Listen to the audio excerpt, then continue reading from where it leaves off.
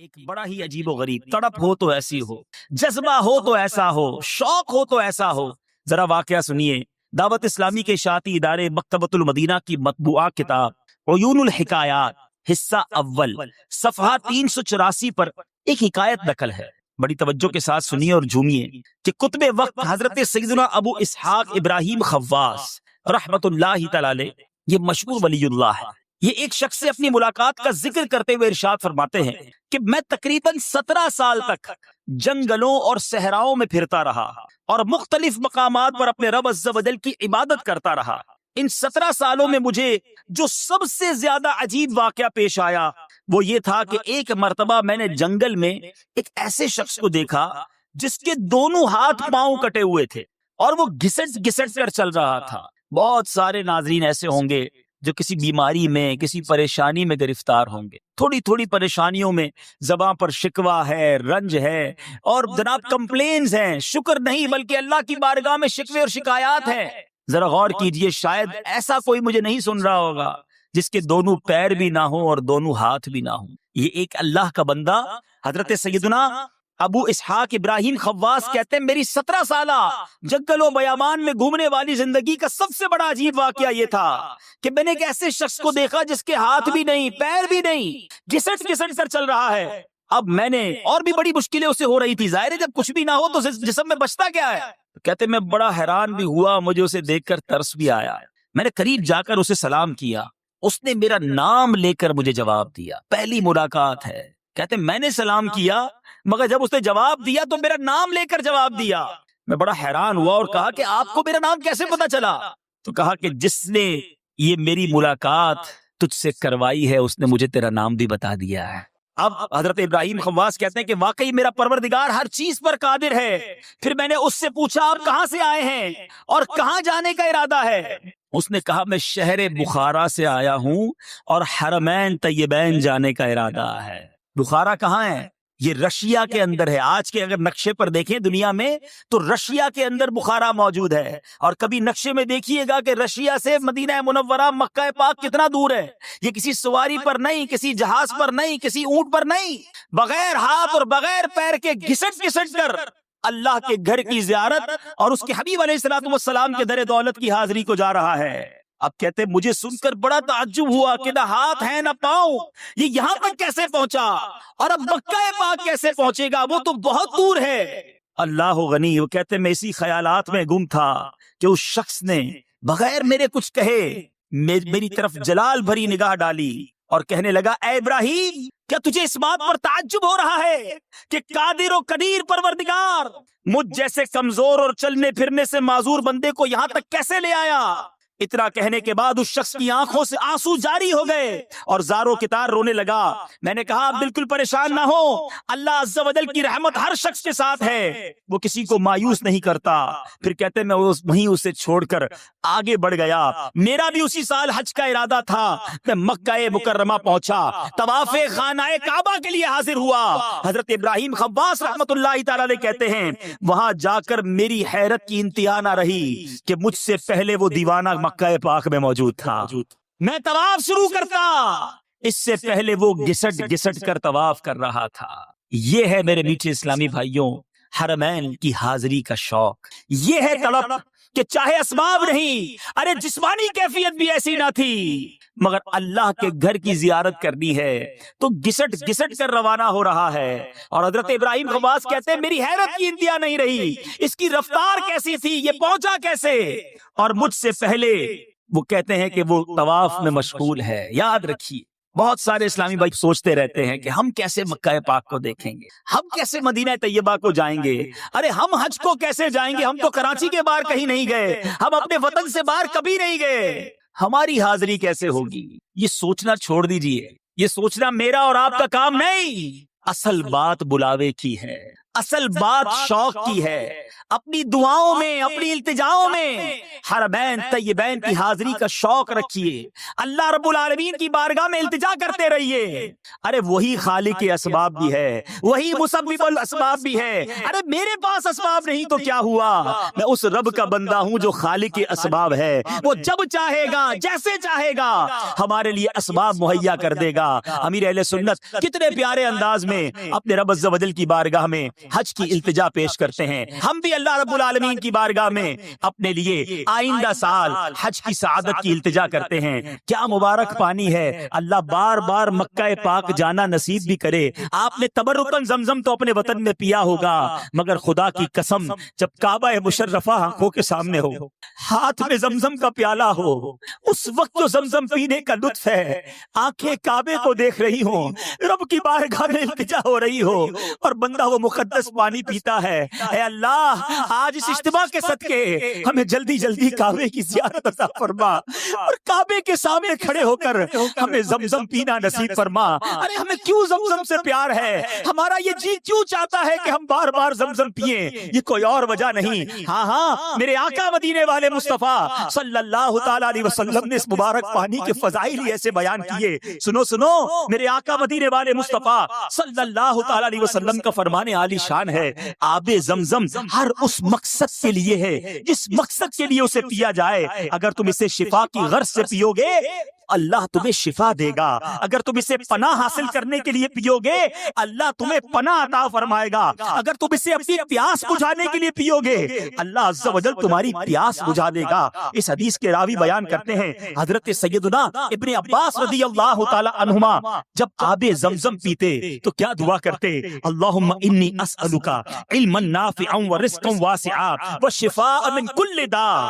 اے اللہ, میں تجھ سے نفع دینے والا علم, کشادہ رزق اور ہر بیماری سے شفا کا سوال کرتا ہوں. اے اللہ, ہم تجھ سے دعا کرتے ہیں, ہم دور ہیں مکے سے, مگر میرے مولا کوئی ایسا دل لکھ دے مکہ پاک جا کر جی بھر کر کعبے کو دیکھ کر آب زمزم پینا نصیب ہو, اور آب زمزم اپنے وطن میں بھی پیئیں تو خوب دعا کر کر التجا کر کے پیئیں. اللہ اکبر.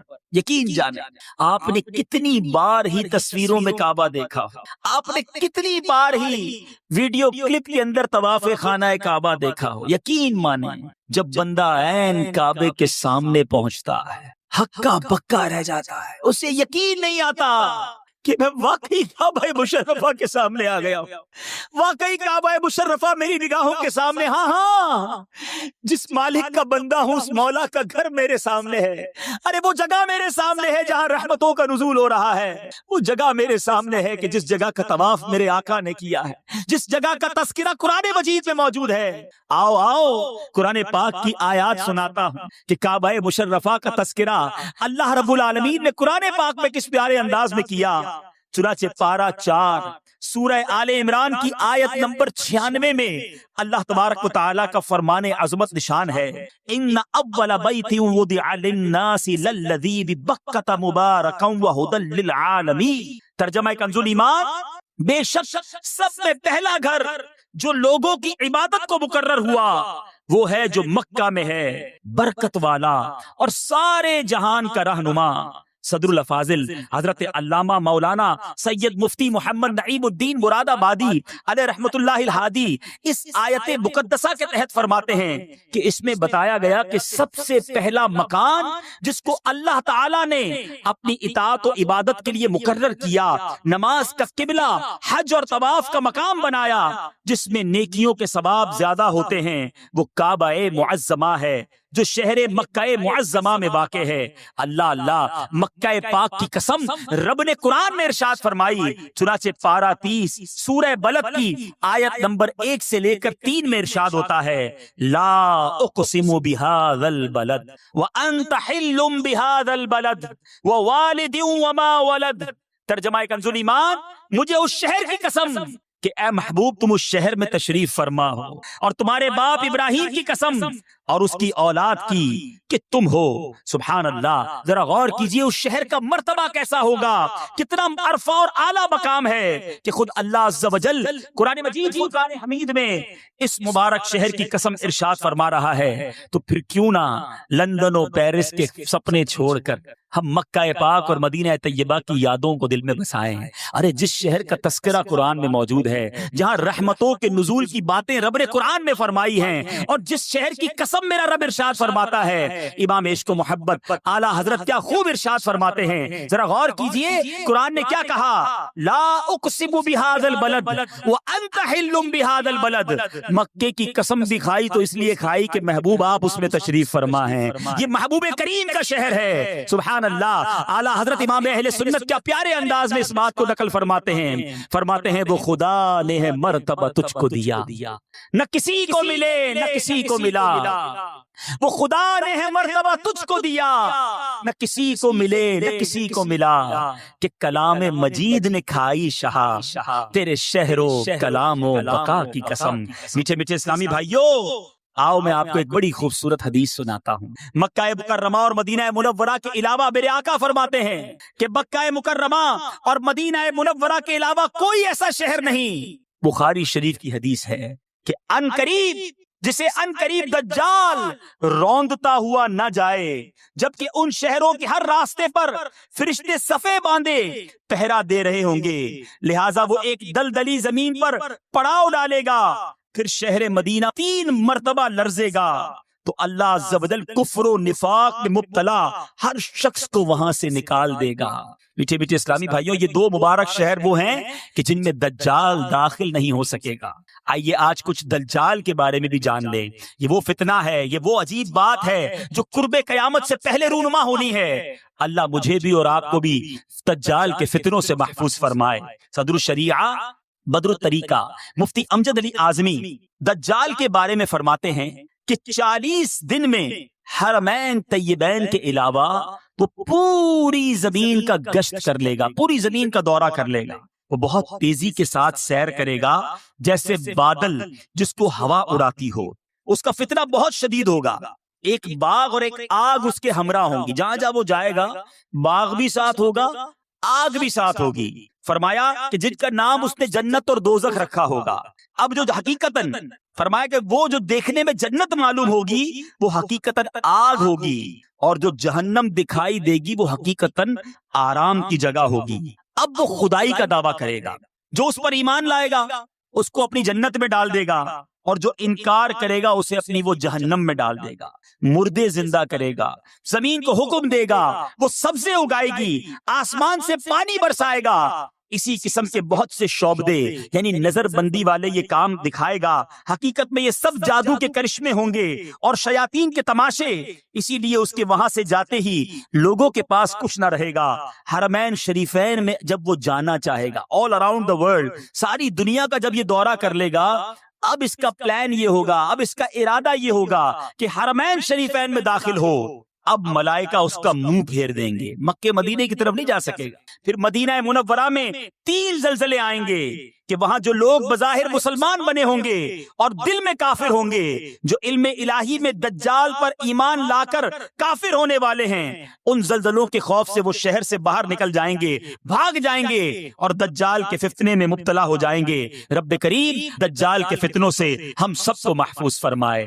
میٹھے میٹھے اسلامی بھائیوں، بات ہو رہی ہے مکہ پاک کی، بات ہو رہی ہے وہاں جانے کے شوق کی۔ آپ کے شوق میں مزید، ہم سب کے شوق میں مزید برکت ہو۔ ایک اور واقعہ سنتے ہیں۔ دعوت اسلامی کے اشاعتی ادارے مکتبۃ المدینہ کی مطبوعہ 568 صفحات پر مشتمل کتاب ملفوظات اعلیٰ حضرت کے صفحہ 198 پر ہے کہ کتب مکہ مکرمہ حضرت مولانا عبدالحق الہ آبادی علیہ رحمت اللہ الہادی ہند کے باشندے اور جلیل القدر عالم دین تھے۔ 40 سال سے زائد مکہ شریف میں رہائش اختیار کیے رہے، ہر سال ضرور حج کرتے۔ ایک سال زمانہ حج میں آپ بہت بیمار ہو گئے، اب ذوالحجہ کی 9 تاریخ آ گئی، حج کا دن آ گیا، اپنے شاگردوں سے کہا مجھے حرم شریف میں لے چلو، اٹھا کر لے چلو، طبیعت خراب ہے، آپ کو آ کے آپ کے شاگرد اٹھا کر حرم پاک لے گئے اور کعبہ شریف کے سامنے بٹھا دیا۔ آپ ذرا غور کریں، طبیعت ساتھ نہیں دے رہی، کھڑے نہیں ہوا جا رہا، اٹھا کر کعبے کے سامنے بٹھا دیا۔ آپ نے زمزم شریف منگوایا اور پیا اور اللہ سے دعا کیا، اللہ مجھے حج سے محروم نہ رکھنا۔ اسی وقت مولا تبارک و تعالیٰ نے ایسی قوت عطا فرمائی کہ اٹھ کر اپنے پاؤں سے عرفات شریف چلے گئے اور حج بھی ادا کر لیا۔ میٹھے میٹھے اسلامی بھائیوں، امیر اہل سنت نے اپنی کتاب عاشقان رسول کی 130 حکایات میں مکہ پاک کی جو خصوصیات بیان کی ہیں، سبحان اللہ، سنتے جائیے، جھومتے جائیے اور کعبے کے دیدار کی تڑپ کو بڑھاتے جائیے۔ مکے کو وہ شرف حاصل ہوا ہے کہ سب رسولوں کا افسر، رب کے محبوب رحمت للعالمین صلی اللہ تعالی علیہ وسلم جس شہر میں پیدا ہوئے وہ مکہ مکرمہ ہی ہے۔ میرے آقا کی ولادت گاہ مکہ پاک میں ہے۔ پیارے آقا نے دین اسلام کی تبلیغ کا آغاز یہیں سے فرمایا۔ ہاں یہی کعبہ مشرفہ ہے، یہی اس کا طواف کیا جاتا ہے۔ ساری دنیا میں کہیں بھی نماز پڑھ لیں، نماز پڑھنے والے کا رخ کعبے کی طرف ہوتا ہے، گویا مکے کی طرف ہم رخ کر کے نماز پڑھتے ہیں۔ مسجد الحرام یہی ہے جس میں ایک نماز کا ثواب 1,00,000 نماز کے برابر ہے۔ آب زمزم کا کنواں، حجر اسود، مقام ابراہیم، صفا مروہ وہیں تو موجود ہیں۔ میقات کے باہر سے آنے والے بغیر احرام کے مکہ مکرمہ میں داخل نہیں ہو سکتے۔ دنیا بھر سے مسلمان حج کی سعادت پانے کے لیے وہیں حاضر ہوتے ہیں۔ جو اس شہر مقدس میں داخل ہو جائے امن پانے والا ہوگا۔ اس کا کچھ وقت یہاں گرمی پر صبر کر لینے والے کو جہنم کی آگ سے دور کر دیا جاتا ہے۔ ارے واہ، ذرا سنو تو صحیح، مکہ پاک میں غار ہرا ہے جہاں میرے آقا پر پہلی وحی نازل ہوئی۔ وہاں ہر موسم کے پھل ملتے ہیں۔ معراج اور چاند کے 2 ٹکڑے کرنے والے عظیم معجزات یہ دونوں مکہ مکرمہ میں ہوئے۔ دنیا کا سب سے پہلا پہاڑ وہیں واقع ہے۔ پیارے آقا علیہ الصلوۃ والسلام نے، یاد رکھے مدری چینل کے ناظرین، نبی پاک کی عمر مبارک ظاہری حیات طیبہ 63 سال ہے، اور ان 63 سالوں میں سے 53 سال 53 ایئرز نبی پاک علیہ الصلوۃ والسلام نے مکہ پاک میں گزارے ہیں۔ گویا قدم قدم پر نبی پاک کی یادیں ہیں۔ میرے آقا کی ولادت وہیں ہوئی، نبی پاک کا بچپن وہیں گزرا، میرے آقا کی مبارک جوانی کے لمحات وہیں گزرے۔ مکہ پاک کی گلیوں میں میرے آقا کی یادیں ہیں۔ ارے کیوں نہ اللہ کے بندے اور محبوب علیہ الصلوۃ والسلام کے امتی مکہ پاک سے سچی محبت کریں، کیوں نہ کعبے کو دیکھنے کو آنکھیں ترسیں۔ ایسا مقدس شہر ہے۔ میٹھے میٹھے اسلامی بھائیوں، کچھ بات ہوئی ہے مکے کی، ورنہ بات سچی یہ ہے کہ اگر ساری رات ہی مکے کے فضائل بیان کیے جائیں، ساری رات ہی کعبے کے فضائل بیان کیے جائیں، بلکہ ایک رات کیا ہماری زندگی ختم ہو جائے، اس مبارک شہر کے فضائل ہم کیا بیان کر سکتے ہیں۔ مگر چونکہ آج ایک ہی بیان میں 2 مبارک شہروں کا تذکرہ کرنا ہے، تو اب چلیں بات کرتے ہیں اس شہر کی جس کے بارے میں مولانا حسن رضا خان صاحب کیا خوبصورت بات کرتے ہیں۔ اے حاجیوں، حج کر لیا نا، اب کہاں جانا ہے؟ حسن حج کر لیا، کعبے سے آنکھوں نے ضیا پائی۔ حسن حج کر لیا، کعبے سے آنکھوں نے ضیا پائی۔ چلو دیکھیں وہ بستی جس کا رستہ دل کے اندر۔ دنیا میں کوئی ایک ایسا شہر ہو تو بتا دیجئے جس کو دیکھنے کو کروڑوں آنکھیں اشک بار ہوں، ارے جس کو دیکھنے کو کروڑوں دل بے قرار ہو، جس شہر کا نام لیا جائے تو دل مچل جائے۔ ارے کہیں مدینے جانے والا کوئی مسافر مل جائے تو اس کو سینے میں بسانے کا جی چاہتا ہے، بندہ ہاتھ اس کے آگے جوڑتا ہے کہ میرے آقا کی بارگاہ میں میرا سلام پیش کر دینا۔ ارے دنیا میں کوئی ایسا شہر نہیں جس کی یاد میں دنیا کی ہزاروں زبانوں میں قصیدے لکھے گئے ہو۔ آج دنیا میں ہم کوئی ایک مقام دیکھیں، 1 بار دیکھ لیں گے، 2 بار دیکھ لیں، 4 بار دیکھنے کے بعد ہم کہتے ہیں جناب اب 4 بار دیکھ لیا، کچھ اور دیکھتے ہیں۔ خدا کی قسم مدینہ وہ شہر ہے جس کو 1000 بار دیکھ لیں جی نہیں بھرتا۔ ارے جی بھرے بھی کیسے؟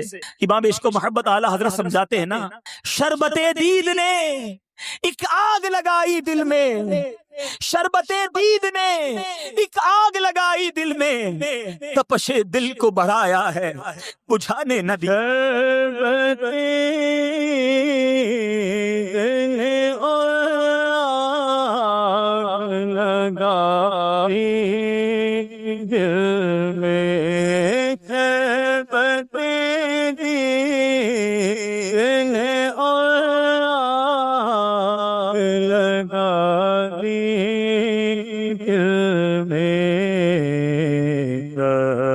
شیر کو بڑا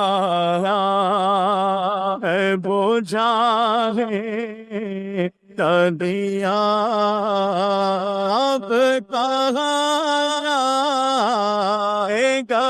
گشا میرے سے کہانا گھر شاعرہ میرے دل سے میرا ایسے دل گمائے دیا میرا ایسے دل گمانے دیا۔ مدینے سے پیار نہ کرے تو کس سے پیار کرے؟ ہمیں کیوں محبت ہے مدینے سے؟ ارے میرے آقا فرماتے ہیں من زار قبری وجبت لہو شفاعتی، جس نے میرے روزے کی زیارت کی اس پر میری شفاعت واجب ہو گئی۔ ہم گناہگاروں کے پاس کوئی عمل نہیں جو آقا کو دکھا سکے، قیامت کے دن شفاعت کی خیرات طلب کر سکے۔ ہاں ہاں، مدینے والے آقا صلی اللہ تعالی علیہ وسلم کا یہ فرمان دل کو بڑی ڈھارس دیتا ہے کہ من زار قبری وجبت لہو شفاعتی۔ پھر کیوں نہ مدینے جائیں، نبی پاک کے روزے پر حاضری دیں اور شفاعت کی خیرات طلب کر لے۔ میٹھے میٹھے اسلامی بھائیوں، ارے جس سے محبت ہوتی ہے اس کی ہر چیز سے محبت ہوتی ہے، جس سے پیار ہوتا ہے اس سے نسبت رکھنے والی ہر چیز سے پیار ہوتا ہے۔ ہمیں کوئی اور وجہ نہیں کہ مدینہ اچھا لگتا ہے، ارے مدینہ منورہ سے ہمیں کیوں لگاؤ ہے؟ ارے امیر اہل سنت اس بات کا بڑا پیارا جواب دیتے ہیں، کیا خوب لکھتے ہیں، مدینہ اس لیے عطار جانو دل سے ہے پیارا، مدینہ اس لیے عطار جانو دل سے ہے پیارا کہ رہتے ہیں میرے آقا۔ مدینہ اس لیے جاؤ دل سے ہے پیارا، پیارا مدینہ اس لیے جاؤ دل سے ہے پیارا کہ رہتے ہے میرے میرے مدینے کے رہتے ہیں میرے دل۔ مدینے سے کیوں نہ پیار کرے ہمارے آقا؟ وہاں سارے نبیوں کا سرور مدینے میں ہے، سب رسولوں کا افسر مدینے میں ہے۔ جانتے ہو مدینہ ہے کیوں دل پسند؟ میٹھے محبوب کا گھر مدینے میں ہے۔ سارے دیوانے بےتاب ہیں کس لیے؟ شاہ کی قبر انور مدینے میں ہے۔ ارے اپنا تو سب کچھ مدینے میں ہے، مزہ کیا خاک آئے دور رہ کر ایسے جینے میں، مزہ کیا خاک آئے دور رہ کر ایسے جینے میں کہ پروانہ یہاں تڑپے جنے شمع مدینے میں۔ میٹھے میٹھے اسلامی بھائیوں، مدنی چینل کے ناظرین سنو، ارے ہم ایسے ہی مدینے سے پیار نہیں کرتے۔ ہو سکتا ہے مدنی چینل کے ناظرین میں سے کوئی سوچ رہا ہو یہ اتنا کیوں مدینے کو تڑپتے ہیں، یہ اتنا کیوں مدینہ مدینہ کرتے ہیں، یہ اتنا کیوں مدینے سے پیار کرتے ہیں؟ ارے ہماری بات چھوڑو، جس نبی سے محبت کی ہے وہ خود مدینے سے پیار فرمایا کرتے، وہ خود مدینے سے محبت کیا کرتے۔ احادیث میں یہ مفہوم ملتا ہے، میرے آقا جب سواری کرتے نا، سواری فرماتے تو نارمل چال ہوا کرتی، مناسب رفتار میں سواری چلایا کرتے، مگر جب مدینہ طیبہ قریب آتا میرے آقا شوق مدینہ میں اپنی سواری کو تیز فرما دیتے۔ مدینے کے در و دیوار جب نظر آتے میرے آقا مدینہ منورہ کی محبت میں اپنی سواری کو تیز فرما دیا کرتے۔ ایک موقع پر ایسا بھی ہوا کہ صحابہ کرام علیہم الرضوان نے مدینہ منورہ جب قریب آنے لگا اپنے چہروں پر کپڑے ڈال لیے، غبار اڑ رہا تھا، مٹی اڑ رہی تھی۔ سنو سنو، میرے آقا مدینے سے کتنی محبت فرماتے ہیں۔ میرے آقا فرماتے ہیں، کچھ خلاصہ حدیث یہ ہے، اپنے چہروں سے کپڑوں کو ہٹا لو کیونکہ مدینے کے غبار میں شفا ہے، مدینے کی مٹی میں شفا ہے۔ ذرا سوچو تو صحیح، ایسا شہر ہے مدینہ جس کی مٹی بھی شفا والی ہے، جس کے غبار میں بھی شفا ہے۔ ہم کیوں نہ مدینہ منورہ سے محبت کریں؟ میٹھے میٹھے اسلامی بھائیوں، نبی پاک علیہ الصلوۃ والسلام ایک اور جگہ فرماتے ہیں، میرے آقا فرماتے ہیں مجھے ایک ایسی بستی کی طرف ہجرت کا حکم ہوا جو تمام بستیوں کو کھا جائے گی، یعنی سب پر غالب آ جائے گی۔ لوگ اسے یثرب کہتے ہیں، حالانکہ وہ مدینہ ہے۔ یہ بستی لوگوں کو اس طرح پاک و صاف کرے گی جیسے بھٹی لوہے کے میل کو صاف کر دیتی ہے۔ مفسر شہیر حکیم الامت حضرت مفتی احمد یار خان اس حدیث کی شرح میں فرماتے ہیں کھا جانے سے معنی یہ ہے، اس سے مراد یہ ہے کہ یہاں کے لوگ تمام ملکوں کو فتح کریں گے۔ اور آگے فرمایا، امام بخاری فرماتے ہیں جو ایک بار اسے یثرب کہے اسے بطور کفارہ 10 بار مدینہ کہنا ہوگا۔ مدینہ منورہ کو اب یثرب نہیں کہہ سکتے، مدینہ ہی کہنا ہے۔ مدینے سے محبت کرنے والوں جھوم جاؤ، مدینے سے سچا پیار کرنے والوں جھوم جاؤ۔ صوفیاء کرام کہتے ہیں اگر کوئی ایسا شخص وہاں دفن ہو جائے، مدینے میں دفن ہو جائے جو ایمان والا نہیں، جس کے دل میں نبی پاک کا عشق نہیں، تو فرشتے اس کی لاش کو وہاں سے نکال کر دوسری جگہ منتقل کر دیتے ہیں۔ اور اگر کوئی نبی پاک کا عاشق دنیا میں کہیں بھی مر جائے، کہیں بھی دفن کر دیا جائے، فرماتے اس کی لاش فرشتے مدینہ منورہ پہنچا دیتے ہیں۔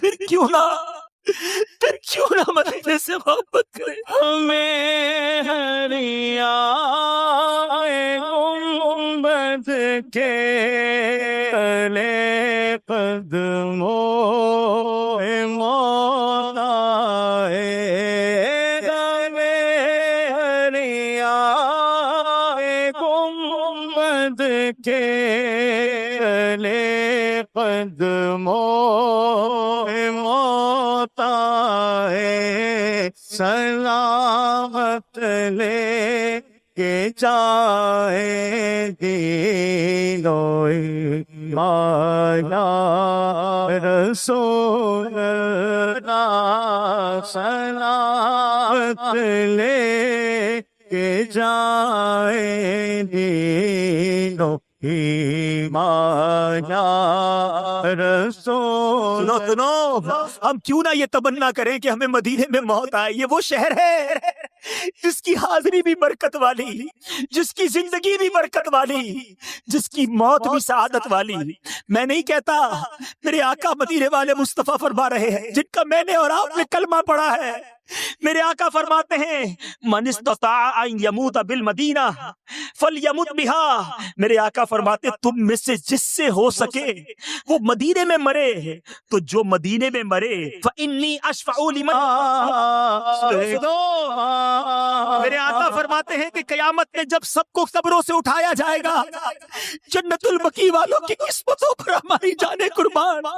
میرے آقا فرماتے سب سے پہلے میری، پھر ابو بکر و عمر کی قبریں شک ہوں گی، پھر میں جنت البقیع والوں کے پاس جاؤں گا تو وہ میرے ساتھ اٹھ کھڑے ہوں گے، اکٹھے ہوں گے، پھر میں اہل مکہ کا انتظار کروں گا حتیٰ کہ حرمین شریفین کے درمیان انہیں بھی اپنے ساتھ کر لوں گا۔ ارے یہ وہ سرزمین ہے جس میں جن خوش نصیبوں کو تدفین ملے گی، اللہ اللہ قیامت کے دن نبی پاک کا ساتھ نصیب ہوگا۔ جبھی تو کیا خوب بات اعلیٰ حضرت لکھتے ہیں، طیبہ میں مر کے ٹھنڈے چلے جاؤ آنکھیں بند، طیبہ میں مر کے ٹھنڈے چلے جاؤ آنکھیں بند، سیدھی سڑک یہ شہر شفاعت نگر کی ہے۔ مدینے میں موت کی تمنا فقط ہماری نہیں، بڑے بڑے اسلاف، بڑے بڑے علماء، ان کی زندگی کا یہ خاصہ ہوا کرتا، تمنا یہ ہوا کرتی، کسی اور کی بات نہیں۔ حضرت عمر فاروق رضی اللہ تعالیٰ عنہ کی خاص دعا ہوا کرتی، آپ دعا کرتے اللہم ارزقنی شہادتا فی سبیلک واجعل موتی فی بلد رسولک صلی اللہ تعالی علیہ وسلم۔ اے اللہ تو مجھے اپنی راہ میں شہادت نصیب کر اور اپنے رسول کے شہر میں موت عطا کر۔ اللہ اللہ، دعا قبول کیسی ہوئی سنو۔ حضرت فاروق اعظم کی یہ دعا مفتی احمد یار خان نعیمی فرماتے ہیں، سبحان اللہ، فجر کی نماز، مسجد نبوی، محراب نبی اور پیارے آقا کے مصلی پر شہادت نصیب ہوئی اور نبی پاک کے ساتھ روضے میں تدفین نصیب ہوئی۔ اللہ تعالیٰ فاروق اعظم کے صدقے، ان کی شہادت کے صدقے ہمیں مدینے کے سوا کہیں اور موت نہ عطا فرمائے، جنت البقیع ہم سب کا مقدر بن جائے۔ بس یہ اپنی دعاؤں میں حصہ مانگا کرو۔ میٹھے اسلامی بھائی، بھائیوں، آئیے بیان کے آخر میں کچھ اللہ والوں کی بات کرتے ہیں۔ میں اور آپ بھی مدینے جانے کی تمنا رکھتے ہیں، ہم میں سے کئی ایسے ہوں گے جو مدینہ دیکھا ہے، ارے ہم گئے تو کیا گئے، دیکھو اللہ والے کیسے جاتے ہیں تو کس انداز سے جاتے ہیں۔ امام مالک رضی اللہ تعالیٰ عنہ کروڑوں مالکیوں کے پیشوا ہیں، آپ نے زندگی مدینے میں گزاری، مگر جتنا عرصہ مدینے میں رہے ساری زندگی چپل نہ پہنے۔ رفع حاجت کے لیے مدینہ منورہ سے باہر تشریف لے جاتے، ایک بار آپ کو تحفے میں گھوڑے پیش کیے گئے، آپ نے وہ گھوڑے واپس کر دیے، اپنے رفقا کو دے دیے، کہا کہ میرا جی نہیں چاہتا کہ اس زمین پر سواری کر کے اپنے گھوڑے کے ٹاپوں سے اس زمین کو روندوں جہاں میرے آقا مدینے والے مصطفیٰ جلوہ فرما ہے۔ ارے وہ کیا انداز تھا، کیا طریقہ تھا۔ میٹھے میٹھے اسلامی بھائیوں، ہم سب کے امام، عاشقوں کے امام اعلیٰ حضرت امام احمد رضا خان علیہ رحمت الرحمان جب مدینہ منورہ گئے، سنو دوسرا سفر تھا، ارکان حج ادا کرنے کے بعد بیمار ہو گئے، مگر آپ فرماتے ہیں بیماری کے لمبا ہو جانے سے زیادہ مجھے نبی پاک کے دربار میں حاضری کی فکر تھی، بخار نے شدت اختیار کی، لیکن میں نے اسی حالت ہی میں مدینہ منورہ کا حاضری کا ارادہ کر لیا۔ مکہ شریف کے علماء کہنے لگے آپ شدید بیمار ہیں اور سفر بھی کافی لمبا ہے، اپنا ارادہ بدل دیجئے، اب مدینہ طیبہ نہ جائیے۔ عاشقوں کے امام نے تڑپ کر کیا جواب دیا، کہتے ہیں اگر سچ پوچھئے تو در حقیقت میرے یہاں آنے کا اصل مقصد یہی ہے، مدینہ منورہ کی زیارت ہے، دونوں بار اسی نیت سے گھر سے چلا تھا، معاذ اللہ اگر زیارت مدینہ نہ ہو تو حج کا کچھ مزہ نہیں آتا۔ انہوں نے پھر روکا، میری حالت یاد دلائی، میں نے ان کے سامنے یہ حدیث پاک پڑھی، من حج فلم یزرنی فقط جفانی، کہ جس نے حج کیا میری قبر کی زیارت نہ کی اس نے مجھ پر ظلم کیا۔ علماء کرام نے فرمایا آپ تو پہلے بھی زیارت کر چکے ہیں۔ اعلیٰ حضرت فرماتے میرے نزدیک حدیث کا یہ مطلب نہیں کہ جتنے حج کرنے ہیں کرو اور زندگی میں ایک بار حاضری دے دو، حج کے ساتھ مدینے کی حاضری لازمی ہے، سرکار کے قدموں کی حاضری لازمی ہے۔ آپ دعا فرمائیں میں سرکار کے قدموں تک پہنچ جاؤں، بس پہنچ جاؤں، ایک بار حاضری ہو جائے پھر میرا دم نکل جائے، مجھے اس کی کوئی تمنا نہیں۔ اعلیٰ حضرت کا عشق کیسا تھا، کیا خوب انداز میں سمجھاتے ہیں، ان کے طفیل حج بھی خدا نے کرا دیے، اس کے طفیل حج بھی خدا نے کرا دیے، اصل مراد حاضری اس پاک در کی ہے، کعبے کا نام تک نہ لیا طیبہ ہی کہا، پوچھا تھا ہم سے جس نے کہ نہضت کی در کی ہے۔ آؤ آخر میں ہم سب کے پیر و مرشد امیر اہل سنت کی حاضری مدینہ کا انداز بھی سن لو، کاش ان کے صدقے ہمیں کچھ مدینے کی تڑپ نصیب ہو جائے۔ شیخ طریقت امیر اہل سنت کو کئی مرتبہ سفر حج اور سفر مدینہ کی سعادت حاصل ہوئی، جن میں مجموعی طور پر جو کیفیت رہی اسے کما حق ہو تو بیان نہیں کیا جا سکتا۔ البتہ آپ ایک سفر مدینہ کے مختصر احوال ان کے آپ کے سنتے ہیں۔ جب مدینہ مبارک کی طرف آپ کی روانگی کی مبارک گھڑی آئی تو ایئرپورٹ پر عاشقان رسول آپ کو الوداع کہنے کے لیے موجود تھے۔ مدینے کے دیوانوں نے آپ کو ہلکے یعنی دائرے میں لے کر نعتیں پڑھنا شروع کر دیں، سوز و گداز میں ڈوبی ہوئی نعتوں نے عشاق کی آتش شوق کو مزید بھڑکا دیا۔ غم مدینہ میں اٹھنے والی آہوں اور سسکیوں سے فضا سوگوار ہوئی جا رہی تھی، اور خود عاشق مدینہ امیر اہل سنت کی کیفیت بھی بڑی عجیب تھی۔ آپ کی آنکھوں سے آنسوؤں کی جھڑی لگی ہوئی تھی اور آپ اپنے ان اشعار کے مصداق نظر آ رہے تھے، آنسوؤں کی لڑی بن رہی ہو اور آہوں سے پھٹتا ہو سینہ، ورد لب ہو مدینہ مدینہ، جب چلے سوئے طیبہ سفینہ۔ عشق و الفت کا یہ نرالا انداز ہر ایک کی سمجھ میں تو نہیں آ سکتا، کیونکہ حاضری مدینہ کے لیے جانے والے تو عموماً خوش ہوتے ہیں، مبارکبادیاں وصول کرتے ہوئے جاتے ہیں، اور یہ کوئی ناجائز بھی نہیں۔ البتہ امیر اہل سنت اپنے کلام میں ایسے زائرین کا مددی ذہن بناتے ہوئے فرماتے ہیں، اے زائر مدینہ تو خوشی سے ہنس رہا ہے، اے زائر مدینہ تو خوشی سے ہنس رہا ہے، دل غم زدہ دلاتا تو کچھ اور بات ہوتی۔ بالآخر اسی مدینے کے خیال میں گم ہو جانے کے عالم میں سفر مدینہ کا آغاز ہوا۔ جوں جوں منزل قریب آتی رہی آپ کے عشق کی شدت بھی بڑھتی رہی۔ اس پاک سرزمین پر پہنچتے ہی آپ نے جوتے اتار دیے۔ اللہ اللہ، مزاج عشق رسول سے اس قدر جان پہچان رکھنے والے کو خود ہی اپنے کلام میں کیا خوب ہمیں سمجھا رہے ہیں۔ پاؤں میں جوتا ارے محبوب کا کوچا ہے یہ، پاؤں میں جوتا ارے محبوب کا کوچا ہے یہ، ہوش کر تو ہوش کر غافل مدینہ آ گیا۔ امیر اہل سنت دامت برکاتہم العالیہ اس پاک سرزمین کے آداب کا اس قدر خیال رکھتے کہ 1406 سنہ ہجری کے سفر حج میں آپ کی طبیعت ناساز تھی، سخت نزلہ ہو گیا، ناک سے شدت کے ساتھ پانی بہ رہا تھا۔ اس کے باوجود آپ نے کبھی بھی مدینہ پاک کی سرزمین پر ناک نہیں سنکی، بلکہ آپ کی ہر ادا سے ادب کا ظہور ہوتا۔ جب تک مدینہ منورہ میں رہے حتی الامکان گنبد خضرا کو پیٹ نہ ہونے دی۔ میٹھے میٹھے اسلامی بھائیوں، امیر اہل سنت گویا ان اشعار کی تصویر بنے سفر کیا کرتے۔ مدینے کا سفر ہے اور میں نمدیدہ نمدیدہ، مدینے کا سفر ہے اور میں نمدیدہ نمدیدہ، جبیں افسردہ افسردہ بدن لرزیدہ لرزیدہ۔ مدینے جا کے ہم سمجھے تقدس کس کو کہتے ہیں۔ واقعی یہ باتیں یہاں سمجھ نہیں آتی، کئی باتیں وہاں جا کر سمجھ آتی ہیں، ان فضاؤں کو دیکھ کر سمجھ آتی ہیں۔ مدینے جا کے ہم سمجھے تقدس کس کو کہتے ہیں۔ ہوا پاکیزہ پاکیزہ، فضا سنجیدہ سنجیدہ۔ رب کریم کی بارگاہ میں دعا کرتے ہیں اللہ ہمیں با ادب، با ذوق، با شوق حرمین طیبین کی حاضریاں عطا فرمائے۔ اے کاش اسی آس میں، اسی تڑپ میں جیتے رہیں، اور جب جائیں تو مقبول حاضریاں ہم سب کا مقدر بنیں۔ الحمدللہ دعوت اسلامی کے مدنی ماحول میں ہمیں حرمین طیبین کا شوق بھی عطا کیا جاتا ہے، اور پھر وہاں حاضری کا طریقہ بھی بتایا جاتا ہے۔ مجلس حج و عمرہ دعوت اسلامی کا اتنا پیارا شعبہ ہے، آپ بھی نیت کر لیں، نیت تو ابھی سے کر سکتے ہیں نا کہ انشاءاللہ جب بھی حج پر جائیں گے، عمرے پر جائیں گے، مجلس حج و عمرہ کے اسلامی بھائیوں سے تربیت لے کر جائیں گے، رفیق الحرمین کا مطالعہ کر کے جائیں گے، اور انشاءاللہ وہاں جا کر بھی نیکی کی دعوت کی دھومیں مچائیں گے۔ اور اگر یہاں مدنی قافلوں کے مسافر بنتے رہے تو انشاءاللہ مدنی قافلوں میں ہم نے دیکھا کئی مسافروں کی دعائیں قبول ہوتی ہیں۔ تو آئیے نیت کر لیں کہ انشاءاللہ ہر مہینے مدنی قافلے میں سفر کریں گے، اور ہر سفر میں مکے مدینے کی دعا بھی کریں گے۔ تو کیا معلوم یہ مدنی قافلوں کا سفر ایسا رنگ لائے کہ آئندہ سال لبیک اللہم لبیک پڑھتے ہوئے ہم بھی حج کے سفر کو روانہ ہو جائیں۔ اللہ تعالی ہم سب کو یہ مقدس سفر بار بار نصیب فرمائے۔ جن مبارک شہروں کے تذکرے میں اتنا لطف ہے، ان کے دیدار کا عالم کیا ہوگا، وہاں حاضری کا عالم کیا ہوگا۔ اللہ مجھے بھی آپ کو بھی بار بار یہ مبارک سفر نصیب فرمائے، آمین بجاہ النبی الامین صلی اللہ تعالی علیہ وسلم۔